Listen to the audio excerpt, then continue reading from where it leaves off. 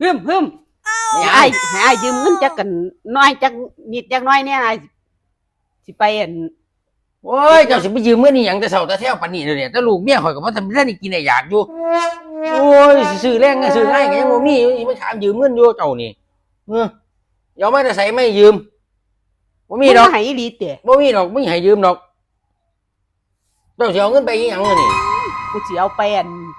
เฮ็ดเอกสารที่ดินกูสิอันแบ่งหน้าให้มึงจัก25 ไร่กูสิเอา20 ไร่นึง ฮะ กูสิเอา20 ไร่กูให้มึง25 ไร่ ว่าวิลีโนวิลีเดี๋ยวเนี่ย เว้าอีหลีตัว เอาติเอ้ยเอาหลายปานไหนก่อ จัก10,000นึงบ่ล่ะ โอ้ยเนาะก็จังบ่บอกให้มันแล้วตั้งแต่ที่แรก เอ้ากูบ่ทันได้เว้าซ้ำมึงเว้าขัดก่อนเนาะ เอามานับดอกเอาไปรถ พ่ออยู่ซ้ำนี่ เอาไปรถไม่ต้องมาขึ้นกันไหนเด้อมื้อเดียวเอาไปรถไป 25 ไร่ที่ของมึง ไป20 บาทได้กินทั้งดำมาได้